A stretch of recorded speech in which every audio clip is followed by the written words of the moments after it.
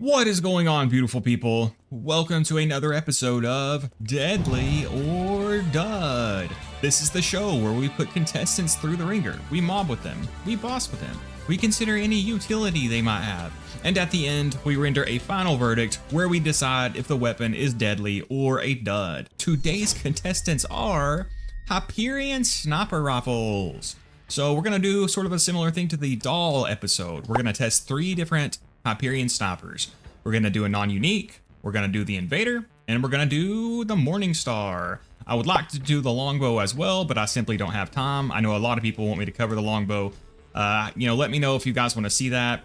Comment down below and I will try to get around to it soon. But for now, we will do the same thing. We'll do a unique blue one, a legendary, and a non-unique. So we'll get started here with the policy. As you can see, this is a Hyperion Sniper with a Jacob's barrel. Now, there is something in this game called the matching barrel bonus, and I wanted to use the Hyperion Sniper with the Hyperion barrel, which, as you can see right here, is called a transaction. However, honestly, the Hyperion barrel is not very good. It lowers the damage quite a bit, I think, and the bonuses aren't very good. I will show the barrels on screen, but even with the matching barrel bonus on the Hyperion Sniper, I would just prefer the Jacob's barreled policy here. As you can see, the Jacob's barreled policy has high base damage compared to the transaction, and the transaction only has, slightly better accuracy and fire rate. So I think I would actually just like the policy better. I do want to talk real quick about the two-fang interaction with this. Normally, I do not like to snipe with two-fang. However, there are some circumstances where it makes sense, and Hyperion snipers are kind of like the best snipers to use two-fang with,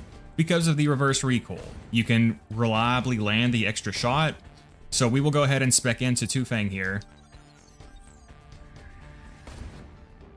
And hopefully it will activate. Okay, it really does not want to activate. There it goes, finally. So as you can see with two-fang, you can actually land the follow-up shot. Now you still usually will not get a stack of critical ascension with the two-fang proc. But generally speaking, I still do not like two-fang with sniper rifles, but I figured I would go ahead and try it here. So I'm just going to be running the legendary sniper, bone of the ancients, check out the skills, and we'll get started here. You sometimes can get an extra stack with two-fang. It depends on having a low fire rate, even then it's not consistent. I've talked about this extensively. I covered this extensively in my elephant gun video if you want to check that out. But it's not a straightforward thing, really, honestly. So now, honestly, we are already doing pretty good here. Man, sniping just feels so good in this game. I've actually got it with the Muckamuck before. It seems to depend on kind of the fire rate of the sniper.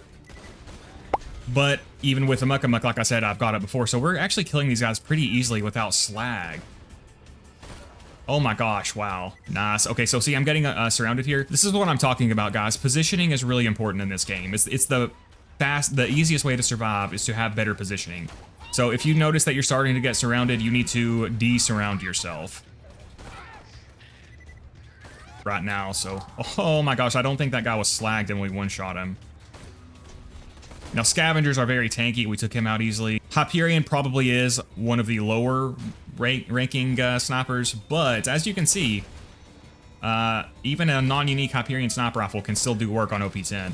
And we'll do some raid bossing even as well, but we will head on to the next section. All right, comrades, now for the Maya mobbing section with the Morningstar. Now, the Morningstar is a fairly underrated weapon. It has a special ability where it has a crit stacking effect. So as you land more critical hits, the damage of the Morningstar will really ramp up. I can't remember the numbers exactly, but I will show them on screen. Now, also remember, the Morningstar is capable of an incredibly powerful glitch. You can repeatedly stack the effect, and you can gain massive critical damage. I'll talk about that here in a second. We're just going to do Firebone, Legendary Binder. I am spec'd out of Cloud Kill just to do the obligatory no Cloud Kill section because, again, people want to see that the weapon performs well without Cloud Kill. And as you can see, it does. Now, if you want to see the Morningstar glitch in action, I have covered that extensively in my video where I farmed the Ancient Dragons. So if you want to see that, I covered it in that. I will link to that video and you can check that out. Now, I did come to Southpaw, and the good thing about Southpaw is it has the assassins, which basically are like bosses, so I will count this as the bossing portion for Maya here. Okay, so there's an ultimate badass lunatic, and we did take him out in one magazine. Very nice. All right, what did at least get slag? All right, if he'll stay still. Nice, there we go. But as you can see, the Morningstar, another very underrated weapon. There are so many underrated weapons in this game. Again, this is OP10. Kill, we will spec back into Cloud Kill. Again, people overestimate the work that Cloud Kill does, in my humble opinion. In my humble, yet objectively correct opinion. So we just destroyed that ultimate badass Nomad. Holy crap, yeah, man, this thing is really good. Now, these Ironclad Lunatics, you do actually deal, if you critically hit them, they are actually weak to fire, so do remember that. And stick around to the end of the video. You will not believe what you see. Hyperion Sniper Rifles will shock you. I'm being a bit silly, but I do think people will be surprised. I'm going to fight Pyro Pete with Sniper Zer0. I think people will be surprised. All right, now let's take on One. He's quite the tanky boy.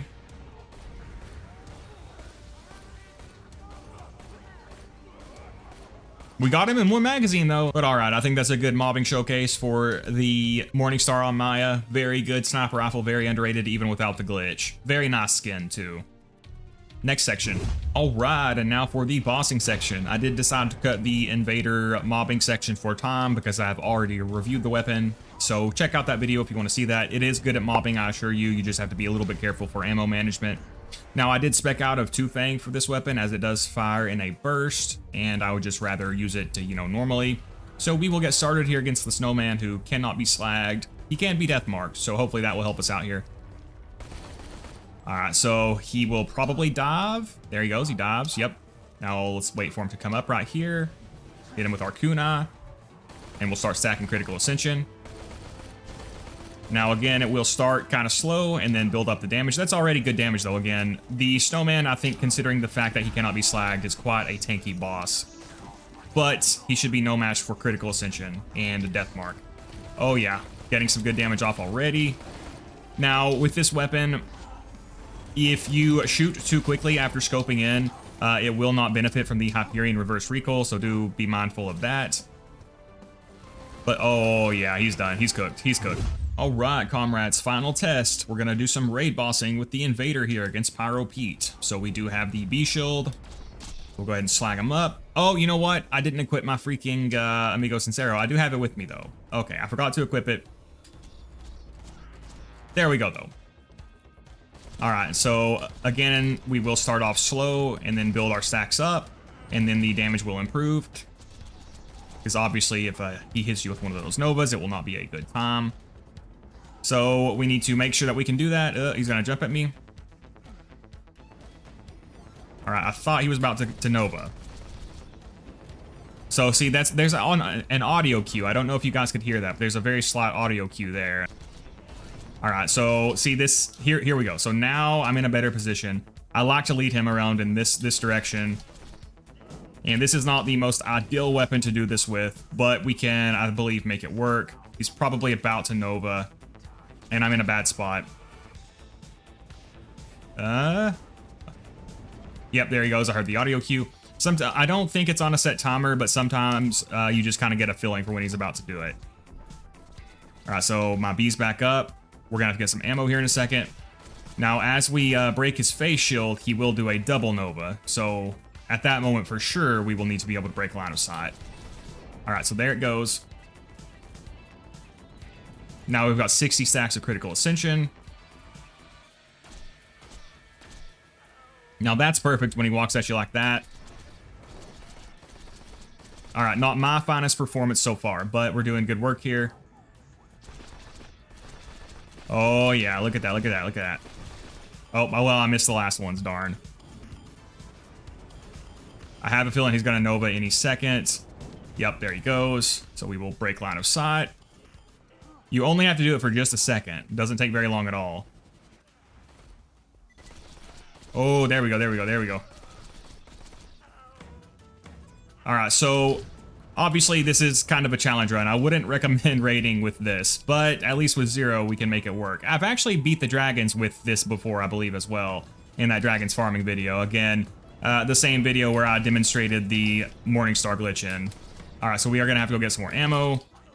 Again, I wanted him to circle over here to make sure that, he didn't Nova me in the face, as that would be a very unfun time. All right, so he's doing it now. Hopefully we have enough rounds to finish him. I suppose even if we don't, we can still go over there and get some more.